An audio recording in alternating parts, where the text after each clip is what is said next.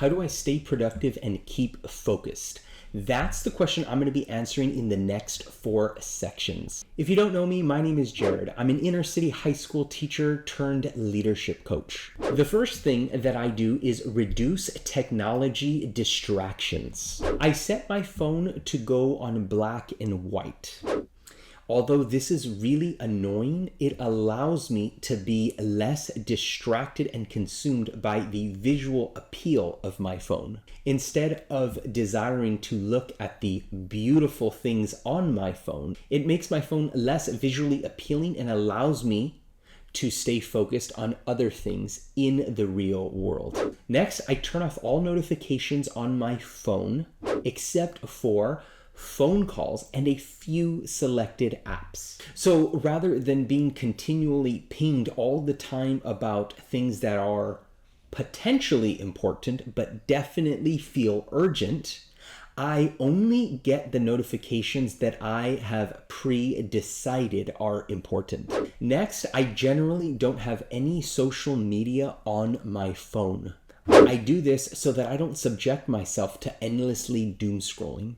Next, I check my email and messaging services at preset intervals throughout the day. I do not check them all the time. When my role at work has necessitated a quick response, I will regularly let people know that the fastest way to get a hold of me is through a phone call or stopping by in person. If it wasn't important enough to physically come over or give me a call, then it generally can wait. Lastly, I have regular conversations with my team and those around me about how I utilize technology. It's not a long, drawn-out conversation, but I do let people know that I'm intentionally not communicative via text messages or emails or the regular apps that they choose so that I can be fully engaged and present with the work I am doing or the people I'm with. Once I began reducing technology distractions, I began reducing people interruptions in 4 distinct ways. Number 1, I let others know that I was in a do not disturb or super focused zone. When I had an office, I simply closed the door and put a sign up. When I worked in an open space, I threw my headphones on and let others know that I would be unavailable for a period of time, unless it was a true emergency. The second way that I reduce people interruptions is that I am fully available to others when I am not in a focused or a deep work zone. I want to make sure to communicate to my team and those around me that it's not just about me getting my work done, but also helping them whenever I'm not in that specific zone. The third thing I do to reduce people interruptions is I show them the same level of respect and care that I want to be treated with. So unless it's a true emergency, I usually send them some sort of message and ask them, when would be a good time to ask you about this?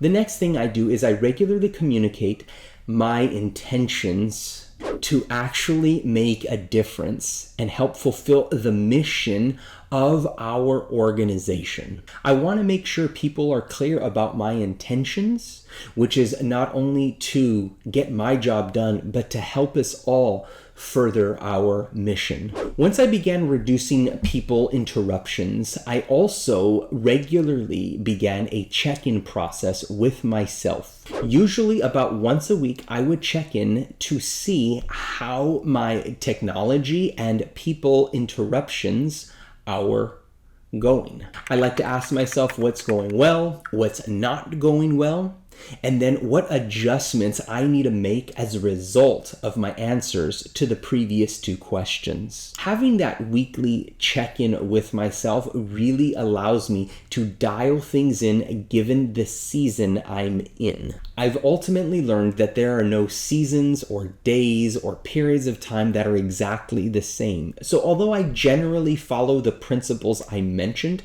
sometimes I need to make adaptations for that. And doing this check-in allows me to make sure I am being most productive in reducing my technology distractions and people interruptions. The fourth way that I stay productive and keep focused is that I simply enjoy the benefits that happen when I'm able to give my undivided attention to projects. At the beginning stages of this productivity journey and focus, it was really uncomfortable for me with respect to my technology and conversations with others about what I was trying to do. But with time and good results, both people at work and at home began to see me being more engaged and more present. Eventually, this allowed me to get a lot of high quality results in, and trust was built within my teams that I was a part of. This led me to feel less stressed since I wasn't always checking my phone and in a perpetual state of I need to check it right now. And at the same time, it reduced my frustration because I wasn't continually being interrupted when I was getting those really important projects done. That led my work to be more satisfying and allowed me to make a stronger impact at work and then be fully present at home. The aim of this video was to discuss how I stay productive and keep focused. This is a 3-part video series of how I stay productive, so go ahead and get subscribed to find out when video number 3 comes out. If you have not seen part 1 of the video series, go ahead and check it out. I answer the question, how do I stay productive and work less? I'll see you guys on the next one.